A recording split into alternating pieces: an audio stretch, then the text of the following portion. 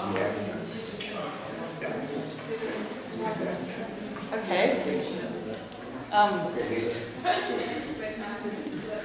Thanks everybody for coming.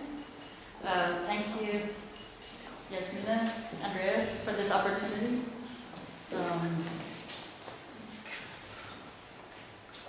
This is sort of a work in progress, so I'm kind of thinking out loud, and what you see here is actually kind of in the place. Our works from 1990, early 90s, like 1993 of mine.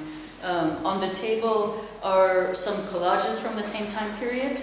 They're like in the frames, but also these text pieces, which are collages of it's text from Robert Smithson. It was very important to me, so from his various writings, and they're collaged with Sartre's, I think most of it's from Nausea. And so there's kind of like a mashup, and then there's a review from the show, or kind of a text about the show that I just did in New York, which is the other thing I'm going to talk about right now, and some other silly text that I did in the early 90s that's kind of a little bit embarrassing from so long ago, but also somehow has a lot of the same ideas that I'm thinking about right now. So a few years ago, I started working, for many years. If you know my work already, it's kind of has a relatively signature style, and they have been made from photographs that I've taken myself. So they've had this very strict relationship to my lived experience in photographs that I have taken. A few years ago, I started working with this very famous archive of American photos that are housed at the Library of Congress. I had moved to that. I'm starting to keep referring to my notes so I don't miss anything. This is probably the most famous photo from this archive.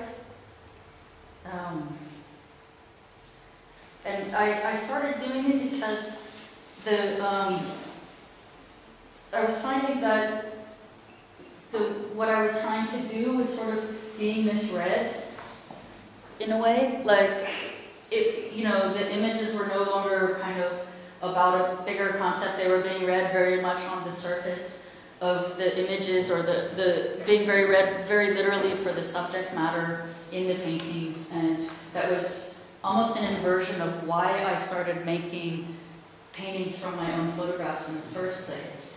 In a way, I had moved away from the kind of imagery you see here because I had found a sort of dead end in this type of imagery. So after 20 years of working in a different way, I kind of realized the way the images are functioning because of the internet and all of this stuff, it flipped a little bit in terms of where I feel as a subject, or as an author somehow. So these are some of the typical photos from this archive, from when I started working with this archive that I've done up to date, with a very, the typical, what would you call it, this Ruyter style, which is not something I ever thought of as a style, actually. I see it as a kind of representation of a concept of a medium. So it's somewhere between painting and photography. Some more. I think people like seeing the photo. This is from the recent, these are pretty recent. So this is the kind of thing I was making back then. This is sort of very drawing driven. It was from an archive of images that I had collected while I was in art school mostly. They were just images that I was interested in, and what always was strange to me is how there seemed to be this hierarchy between images. There's like a photographic image carries a very different, not just meaning from a diagram, but actually carries a different relevance to different situations. And I thought, how can I make all of these things work together and kind of function with I don't know, the word I used then was democratic, but I would never use this word now, which is kind of on a kind of neutralized level. And so I figured out that outlining the things not only created this space where the images could function together, but it also created this kind of conceptual groundwork for a different type of space. These pieces down here were sort of an experiment. How do I have this kind of overall flat space, but I create a landscape on top of it? So I would put one color at the top, one color at the bottom, and make them kind of blend.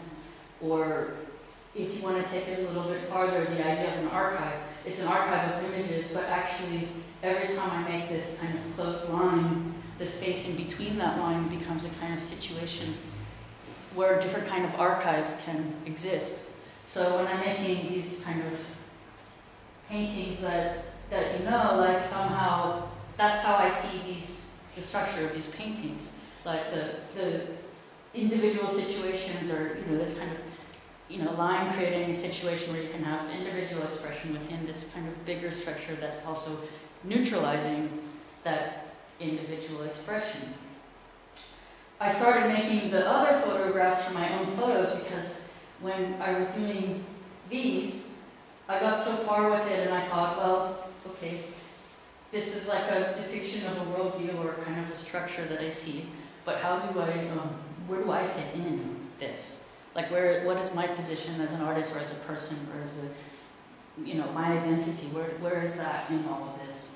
And I thought that this was a very flat space, but there has to be somehow more to it. And so my solution was to make these, I was like, well, the one kind of subject matter that I really own is myself somehow. So I started to make self-portraits, and I put the self-portrait, the part of the layering here is a kind of inversion of this first time I showed. This was like the show that I did in December '93. Self-portraits on top of blueprints that were this kind of imagery. And I'll read you from another kind of embarrassing text, but it's still kind of okay somehow. Like, this is something I wrote at the time, this time somehow. And this is a kind of funny paper, which had this really... Do you need some light on the back? I don't know, can you guys see this? You get the idea. It's sort of like this very funny, very long title for this paper. And it's got the structure of like, which of course was, it's like, so, and it's a really funny paper because looking at it now after, being older, it's got all these titles, like chapters. It's a little bit of the structure.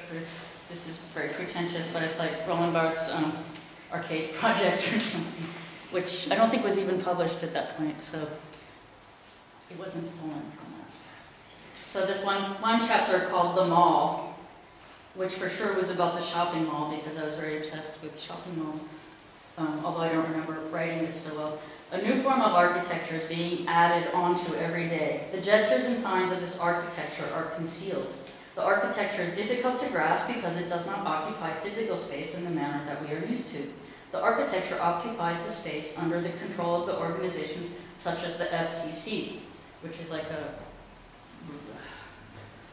regulatory commission for, radio signals and stuff.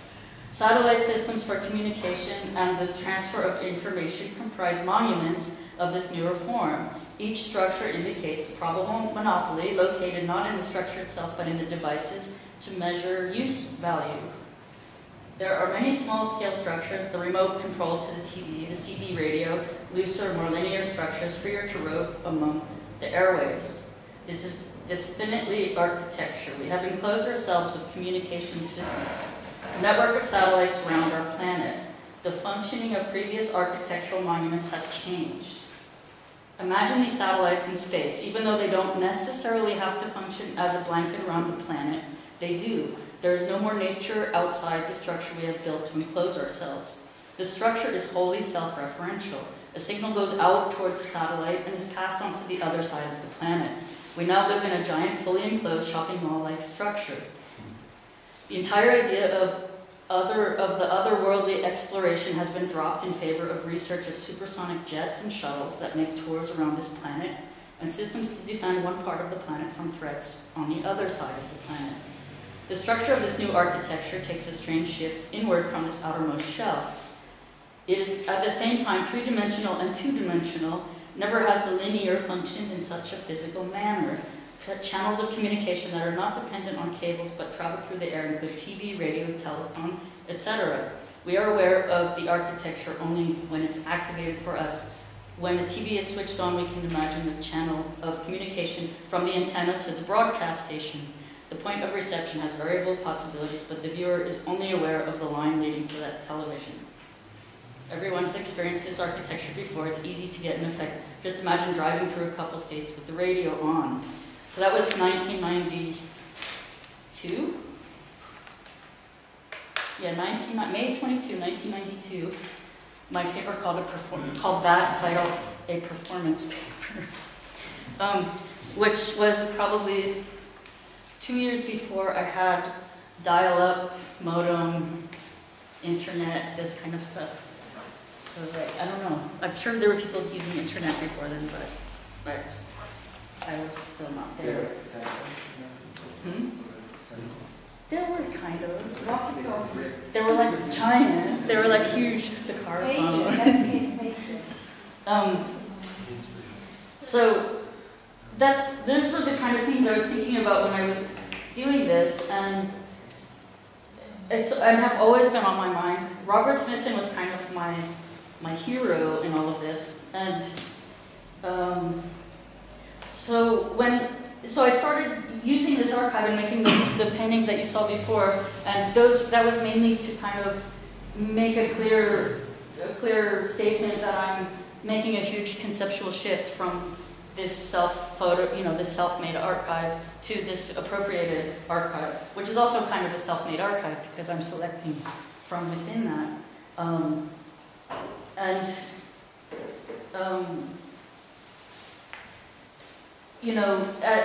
At this time, one of the words that I think about a lot back then and still now is the concept of entropy, the concept of everything kind of becoming neutralized, becoming the same, and how this can, this is a kind of stasis. These are just some of the. I just really want to make sure that you realize that Robert Smithson and his ideas of sight and non-sight, and bringing, the kind of idea that art is somewhere in between the objects, not located in the objects themselves. This has always been incredibly important to me, as much as I make very specific objects. So my making a very specific object is always, in my mind, against this backdrop of the idea that art is somehow outside of these objects, if not even outside of ourselves, like the people making these objects.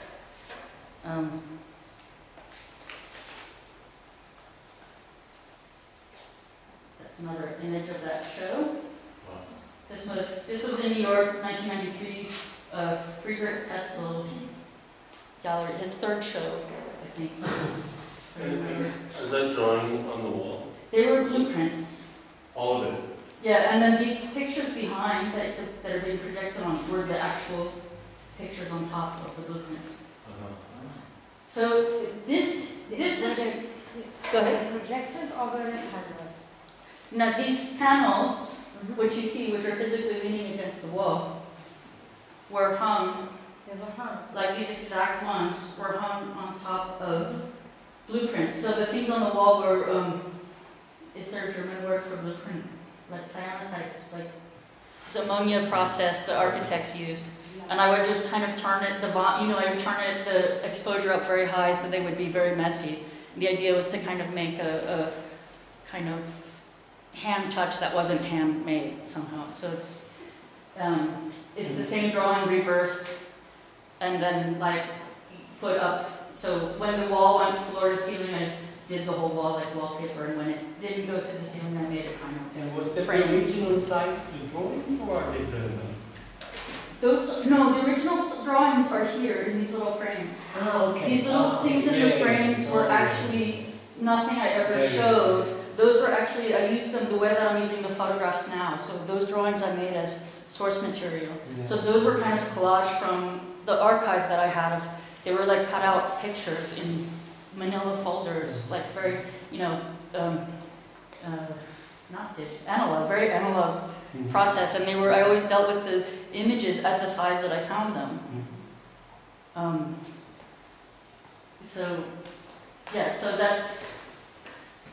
that was So if you go to this archive, one of the reasons to use this FSA archive is that as a kind of stand-in for the concept of an archive, it's extremely useful. It has very specific meaning and content. In a way, these photographs are kind of the original American art, because if you think about abstract expressionists, which a lot of people sort of place as, you know, an American style, it's actually European immigrants who are doing that. But the United States is sort of unique in that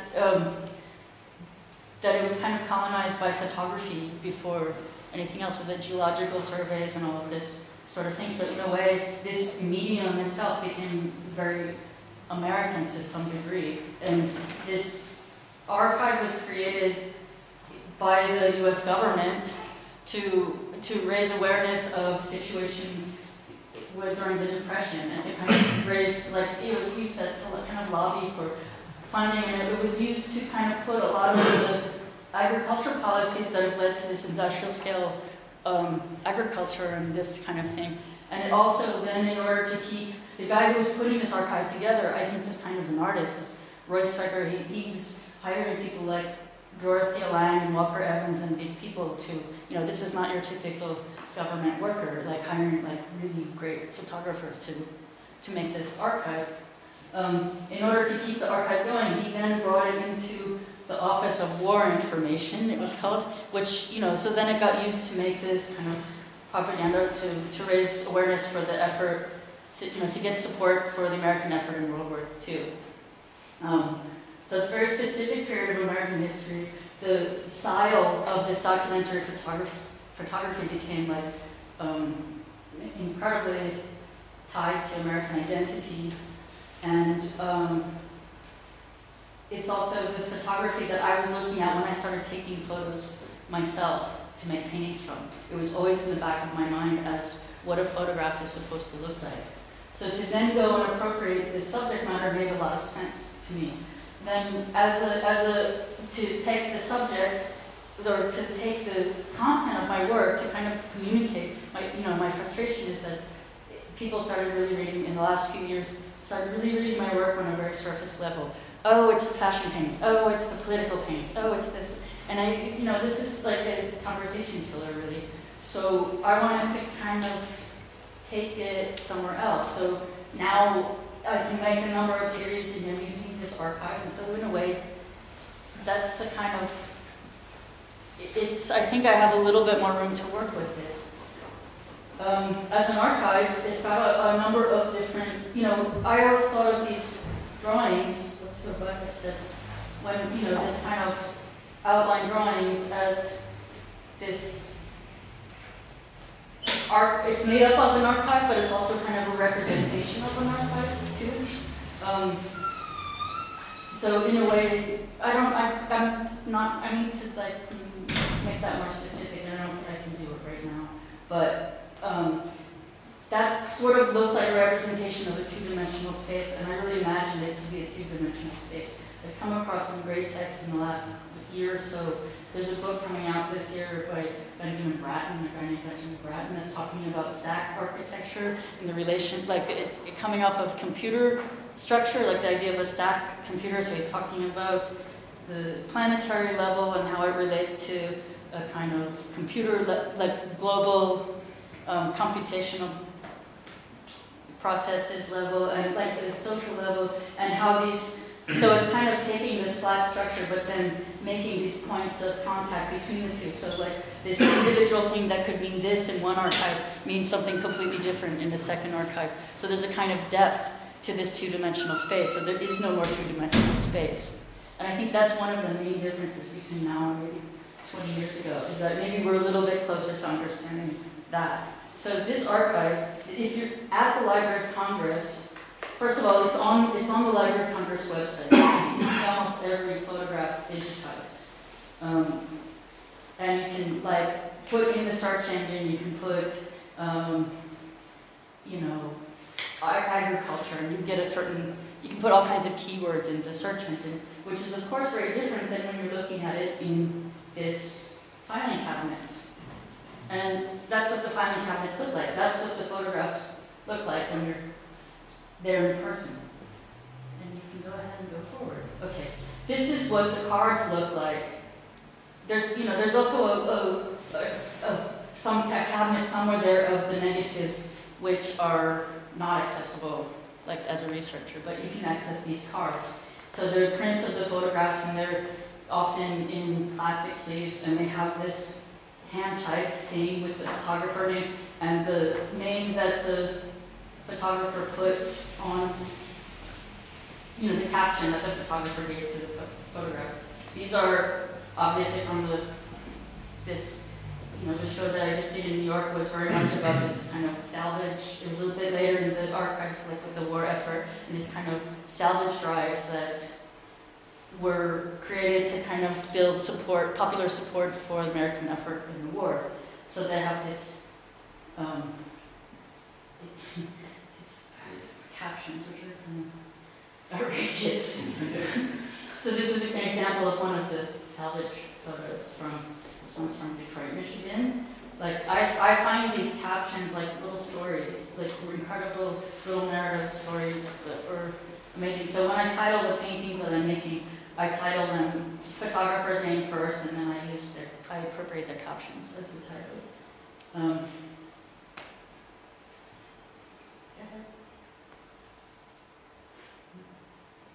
Okay. This is another example. I made a very large painting for the show in New York from this photograph.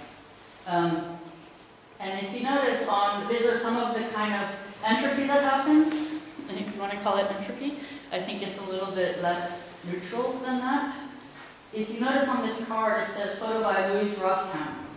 If you go to the FSAO, the Library of Congress website, and you find the same photograph in the website, it's attributed to her husband, who was also a photographer from the FSA. And this is a canning class in their neighborhood in Washington, D.C. So I think the odds are that it's her photograph. But everywhere else that you find this photograph, it's attributed to her husband. They often collaborated, but in this case, I really do think it was her photograph. Just something I noticed along the way. By the way, this is getting slower. Okay.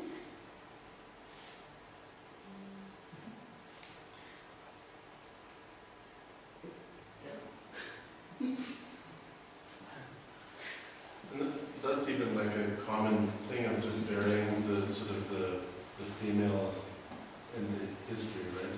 It's like, I mean, in that time period, in terms of feminism or something, or there's lots of women doing lots of things, and it was usually the husband that got the attention of the painting. Certainly, I mean, there's lots of examples in this archive. So here is another interface, let's call it, to the archive on Flickr. This is the migrant mother photo. So I scrolled down the page and took a picture of this. So you see, if you're in Flickr, you can kind of add your own tags to photos. So here's a kind of like users kind of can add their notes there. They can add them to other groups, and they can add their own tags, which I think is really interesting. So it's kind of this archive has other controls. Then there's this really great new interface for it that Yale has developed.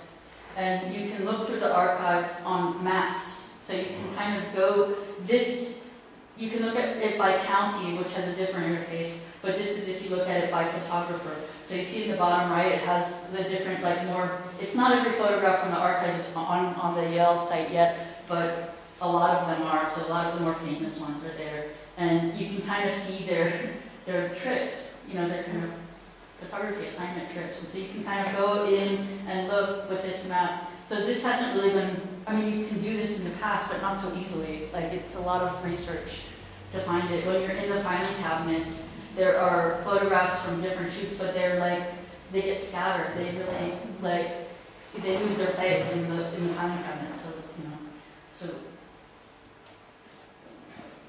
So I wanted to find, now that I kind of made a few, I made a few paintings to kind of establish that I'm working from this archive that's that they're now appropriated images and they're not my own photographs.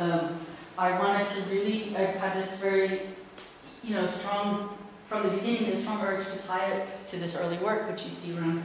And I thought, okay, conceptually it's tied, but how to make it very clear to communicate this? Because I don't have this opportunity to sit and talk to people all the time. I need it to show up in the work.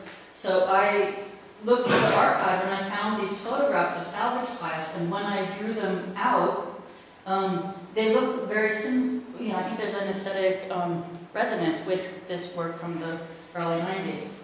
And there's a whole other thing, and there's a whole story in between. There's a 20 years of story, which are kind of beside the point at this point, but because it relates to the show in New York, there's this whole other issue that I combined with this particular.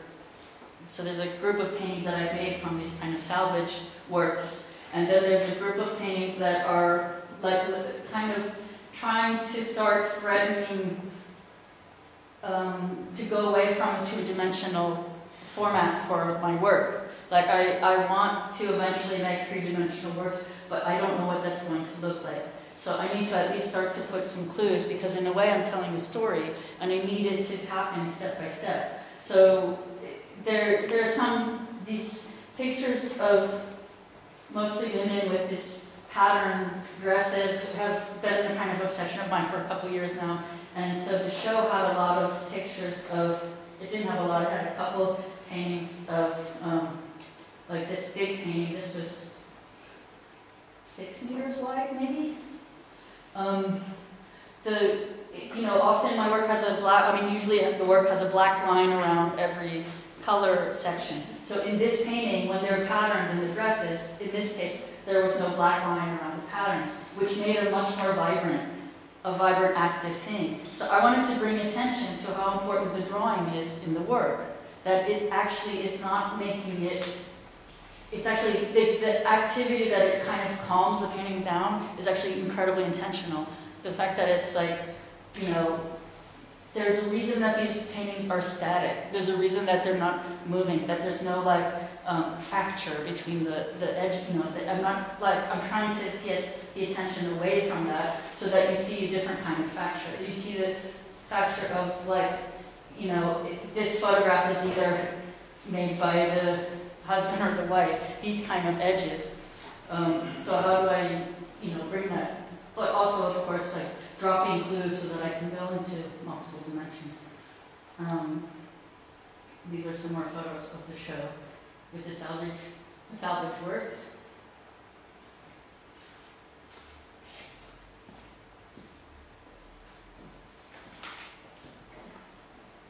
Mixed with the figure too. Of course, I have this idea that there's a lot of talk now about this kind of formalism, this kind of abstract painting that's kind of very popular somehow. It's very quick, and I wanted to make abstract paintings that weren't abstract. So that was a little bit of tongue-in-cheek about the show, but of course, just one kind of part of it. I wanted this painting, the No Visitors piece. I've been holding on to that for a while.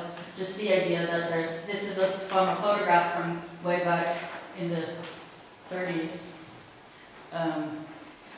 It says, "We have always welcomed guests, but this plant has been closed to visitors for the duration of the national defense emergency. Your cooperation and enforcement of these rules will be appreciated. Thank you. Civic power and something." Which, maybe it's a quick joke. There should always be this kind of surface, quick read, but it's actually, there's quite a lot more to it, I think. And that was I made this contraption as a kind of staging device to put it in the window, so you sort of came into the show with this as your lead-in. And what else do I have? Me and my mom and stepfather, to give you a sense of scale.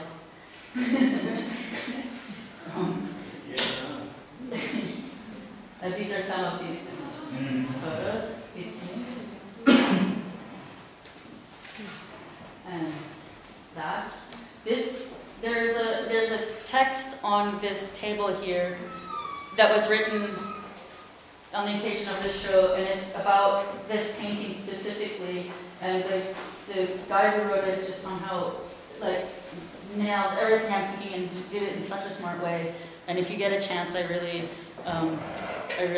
it would be great if you read it. It kind of contextualizes this piece specifically, but the whole project, and in just a way that I have like absolutely no argument with, and I think it's kind of like I don't know. It was like sometimes you come across somebody who gets you 100%, and this was one of those rare occasions.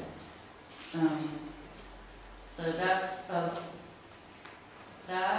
is, I think, the last one, and that is what my show was about in New York. So if you have questions, I think that's a good place to stop. Maybe we can talk if you guys want to have questions.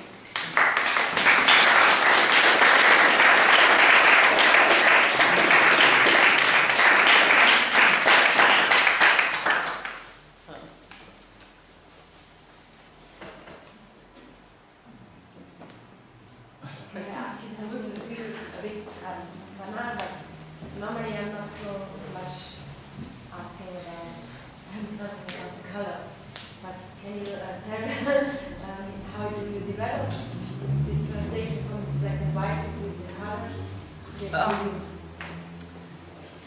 Yeah, and you know, I never think about the source, the color of the source material really. So it was really not that different to work from black and white photos to go into color. And in fact, some of the works I've done are from color. There are color photographs in this archive, so some of the works have been from the color photos. When I'm developing a color, it's usually just very intuitive, and it's a kind of, I mean, the way you're kind of taught to make a painting. Like in a way, it was taking what I was taught in painting class very literally. You kind of make a base, a ground base, and you kind of put something down. You kind of spread it around the canvas, and you kind of put something else into the pot, and you see how it works with the other things, and you change the first thing if you have to. You know, it's very much this intuitive thing. And the thing that I would say different is, like, if something starts to have a problematic relationship, which is, my example would be my first experiment making paintings that had national flags in them. And I realized that, like, when I was kind of doing random colors on national flags, it actually came off as a gesture when it's not meant to be a kind of very specific gesture. And I didn't want that reading. And so I actually made paintings this was like from the last show in Vienna, that had the IAEA paintings.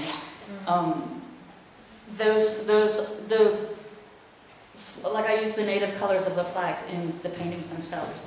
And because they looked more like my work when I did that. And it was about keeping it on this level where it doesn't become style, actually. So even though it looks like a strong style, it's absolutely not intended to be. So if it starts to look too much like something that's a vehicle for that kind of gesture, then I try to make it a little bit more ambiguous. I don't want to deny that possibility of that gesture, but there is a kind of this idea of entropy, or as Mohammed in that text calls it, like this kind of negative entropy, this kind of trying to hold on to something so that it doesn't dissolve into meaninglessness somehow. So I don't know if that answers the question. So it looks like you were influenced by Alexander Katz, actually. Alex Katz, I met him and we talked about the process that we work in. We actually do have kind of a relationship in the way that the works develop. Although in my case it might be a photograph, and in his case it might be a drawing, but there's kind of multiple processes. Yeah. Even though it's like handmade, there's still kind of something automatic about the processing. And it was interesting talking to him about that. Would you say then, getting back to what Katrina was saying, it feels to me like you're using abstraction of color in order to actually, it sort of makes the reading of it very abstract to begin with, and then you have to sort of go in and actually start to build through the distortion of color actually what you're seeing, which then makes you engage with the painting longer. Is that the strategy, or is that, do you know what I mean? Like, in a way it's sort of focused in a formal level, and that really brings abstraction, especially when you've removed your outlining of the colors, which you did previously. And this, to me, actually is much stronger because it's the colors play against each other much more freely, but it also distorts and abstracts even more than, say, the things that I'm trying to look at. And I have to sort of construct these things in my head. I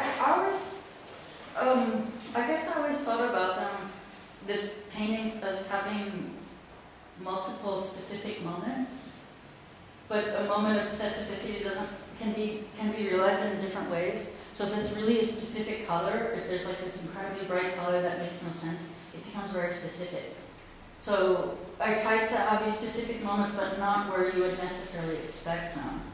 The drawing can be the thing that carries that moment, and of course it does, because at some point when it's too abstract and suddenly you find a figure in there, that becomes a specific moment. So it's trying to hold on to like what little there is left somehow.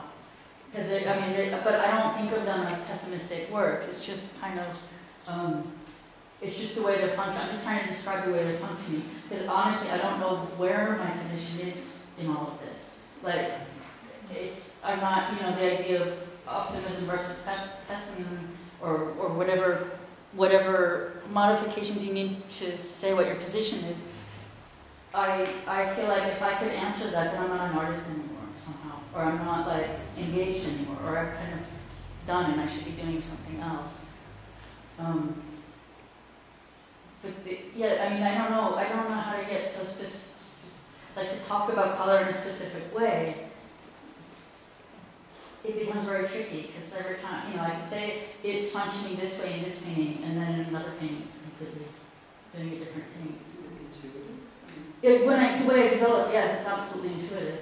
But as we know, like, art isn't always about like what I think I'm making. It's like very much a shared experience, and so like I could say that this is about this, but if nobody else is reading that, it doesn't mean that that it really matters like what I think it is. Like, I think once you show it and once you let it out, it doesn't belong to me anymore somehow. That said, like, of course this signature style, this kind of signature color is there for a reason. It is there to be that. But why it's that, I'm not really sure what I'm doing with that or where I'm going with that. And very much I'm not about to give this up, even if I start to go into multiple dimensions, or I make film works, or I make other things. I'm still going to pursue this particular narrative.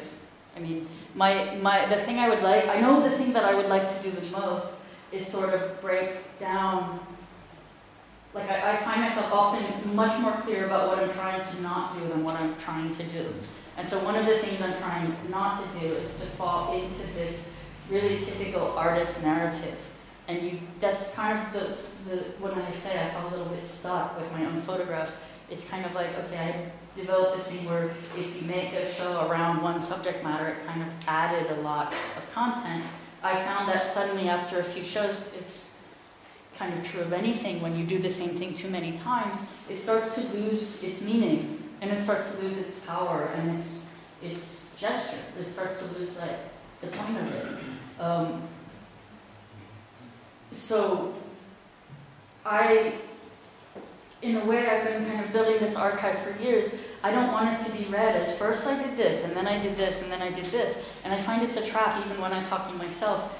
But that's because the narrative and storytelling is such a strong thing in how we talk to each other. So I would say what I'm trying not to do is to fall into a single narrative, to try to explain that we have an archive of narratives, and that these narratives kind of interact, and that there's, there isn't, the time issue is like, it's important and it's not important. It's important to understand that things happen in the course of time, but it's also important to understand that that this collapses, especially in the artist's mind. And also when anybody who's looking and they're taking meaning, you go to the Kunsthistorisches and you see something there and you take meaning from that, that's absolutely relevant to something you're working on today. So, like, of course, I don't know. That's that narrative is becoming boring.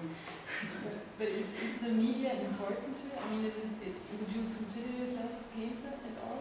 No. No. I mean, it's like, it's paints, but I've No, never... because I realized when we talked that you never say, you always, Yeah. you never say painting, you say it's the media of, or... Yes. Because she's American. Because I'm American. Why? No, I've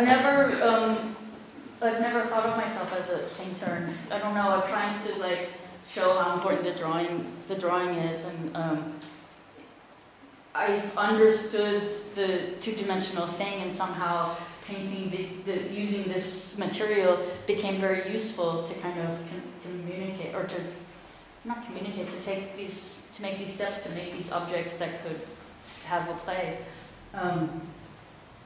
And of course, there's this history of painting that it's bouncing against. But like I said, like I've never thought of it. The reason I say it's not a style is because for me, it's a representation first. I don't really think that painting can be anything but a representation. I don't believe in this idea that gestural painting carries something like this romantic idea that you can carry a gesture via an object. Like a gesture is somehow a movement. So like we can't, you know, after tonight this happened, it's in the past, it's no longer like this movement is maybe on film, but then it's a representation of this movement from the minute it's recorded. But as a concept of a medium, that's interesting. But I would even say further that I could undo that in a way, because I could say, well, that's not the medium. I'm the medium somehow. I really think that it's an interesting thought experiment to say maybe the art of the future isn't going to be made by human beings, or maybe it's not going to be made by individuals. You know, I like the idea. I think that our ideas of representation are very caught up in like Old Testament, New Testament ideas of things being placed into objects that aren't really there, and I really like the idea of kind of putting it back into the space between us, not as a religious thing or a spiritual thing, but just as a practical thing for how do we get to some other place in these issues of representation. So the point is no longer that we have representational politics. So I'm not even saying we need to move somewhere else in representational politics. How do we go kind of post-representation somehow? These are the kind of questions I'm asking myself all the time. So I think painting, I mean, it's kind of far distant from my mind somehow. That said, I understand how to make something that exists in the world that looks like a painting, that looks like 2 dimensions, much more than I understand 3 dimensions. 3 dimensions to me is too tied to lived life. And as soon as it starts to become a sculpture or an installation, I already get hung up on the artifice of it, which is fine. I'm better off, but like without being the author of something. So I have a lot of fun with that when I'm running a space or when I'm doing this or that. But as the author, I don't understand how that works.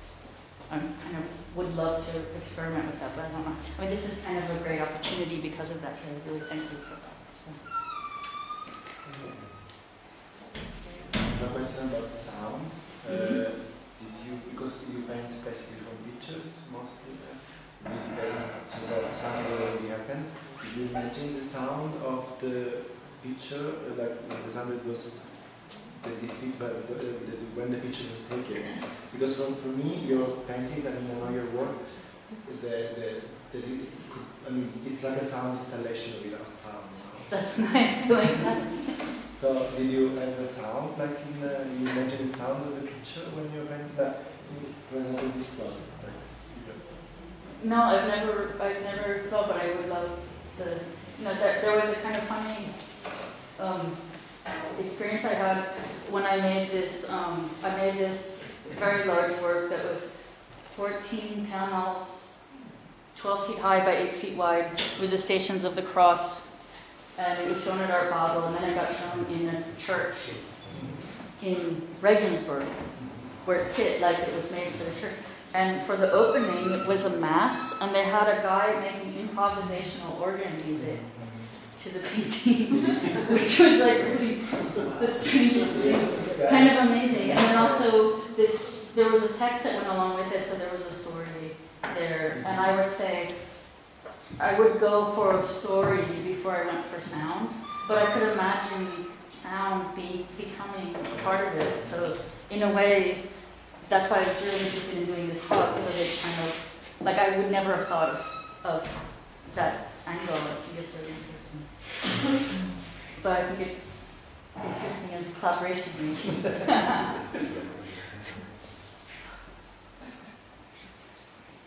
Yeah, I think it's somehow nice that it doesn't really matter what the medium is or seems to be, because we have so many layers here, and it's like the first time in our 5 years we have paintings here of material actually. So, and I feel now it's all like lost in something that's, yeah, doesn't Somewhere else. somewhere else, yeah. No, it's like, yeah, and all the layers are still there. Yeah, I kind of like the reversal of putting this new stuff over top of the self-portraits, because the self-portraits, when I showed them, was kind of a way of erasing the imagery in this pieces up front, like this kind of imagery. So I have noticed that a lot of times when I go from one step to the next, so it's a lot of the motivation comes out of a desire for erasing something or destroying something that came before. Like that Stations of the Cross piece was very much about destroying certain type of suburban pictures, like a certain type of, like the first kind of images that I was using. And so that had a kind of upside down cross, which became a negation, like a real like a kind of symbol of negation, but it was also something lifted from a Douglas Sirk like film, from like Imitation of Life, which is kind of this superimposed formal element. So using this kind of formal element as a negation. So a lot of times when I go from one series to the next, so this layering has a kind of aggression to it, I think.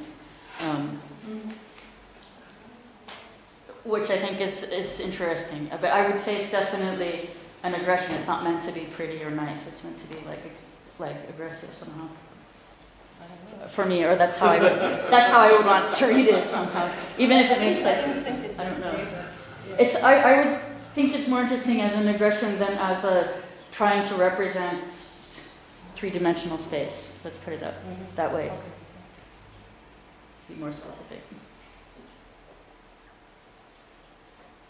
No, but it's very interesting because that you actually using this painting as in a way as a tool to erase the meaning of what the photography actually has, because the material that you use is really loaded with meaning. It's also nationalist ideas. Like there's so much in it, actually almost too much to really work with it.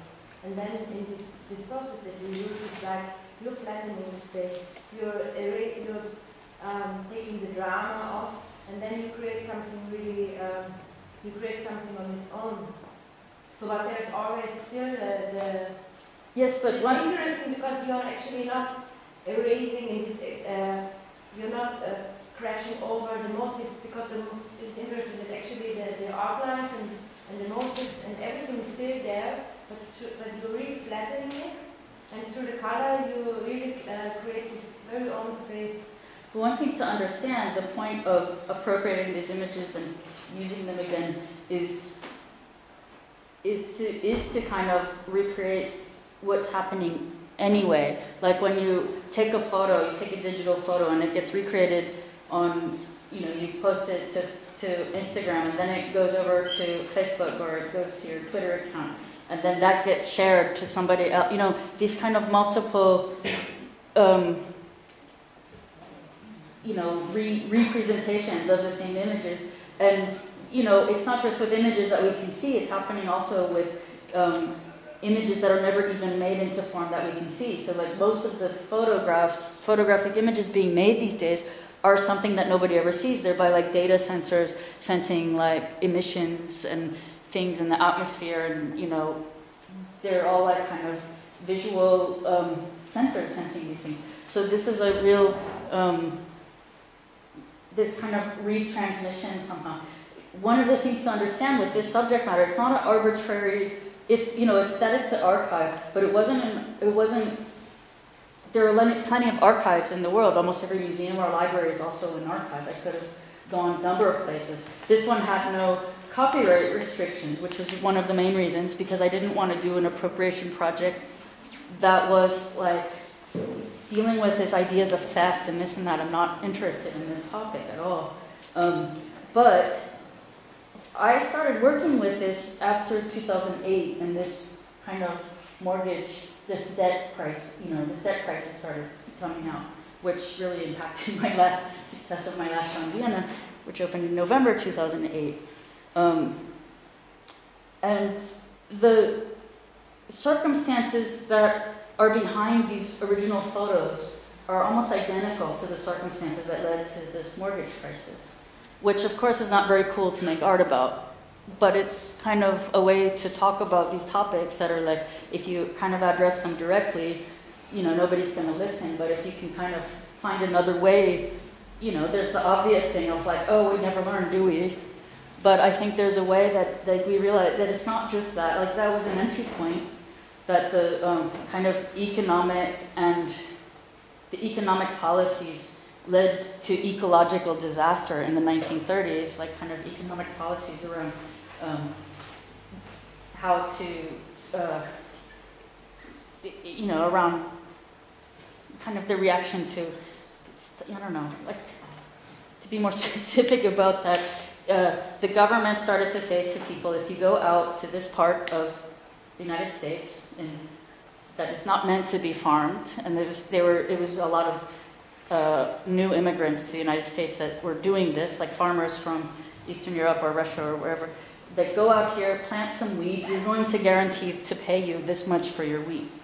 And it was a moment of unusual wetness in that area. So there was a lot more moisture, a lot more farmable than it normally is. They cut down a lot of like grass that was holding the dirt in place. They planted wheat farms. The government was paying a ton of money. People were making a fortune. These farmers were becoming incredibly wealthy doing this. Bankers came. They gave loans to the farmers. They said, well, if you take a loan, you could buy a tractor, and if you have a tractor, you can grow this much more wheat, and you'll make this much more money. And then the stock market crashed. The government couldn't pay this amount for wheat. So of course people are growing, in order to make their loan payments, they're growing twice as much wheat, which is of course driving the price of wheat even lower, to the point where, and then a drought hits, which is a normal condition for that area of the country. And the drought hit, and like all the land was turned upside down. There's no more grass holding the dirt in place. And it created these incredible dust storms that blew for like 15 years. And they would blow from like Oklahoma all the way to New York City, Washington, D.C. Like incredible, huge dust storms. And of course, people became incredibly poor. They were like pretty, you know, living the American dream, this so-called American dream, which never actually happened. You know, like this is the thing they're still selling as the American dream. Never actually happened. And they're still the people who are kind of, they're kind of migratory farmers, and and through all of, as a reaction, in order to solve a lot of these problems and all of these, internal refugees and this kind of drought situation and people who are misplaced and like losing their homes, losing their profession, they put all of this industrial agriculture policies into place, which is, I don't know if you like to eat food like that, but it's like, I think it's a even bigger disaster. And this, like, my anxiety, like, behind this debt crisis is like, the whole planet is so much more interconnected than we realize, but we act like we're so separate from this stuff. So, like, that's kind of the material I'm trying to get at. I'm trying to have some kind of agency in all of that.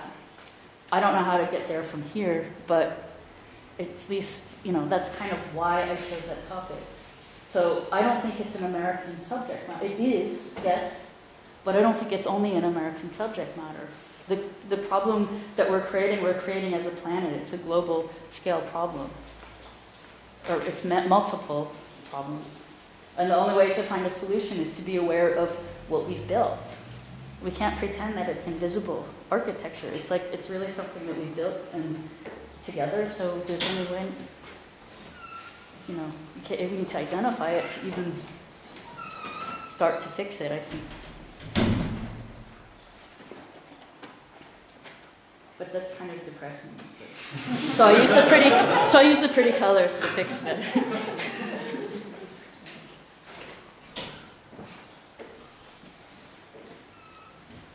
Is there any more questions? So maybe we If turn, not, we could just hang out and Yeah. turn the light back on.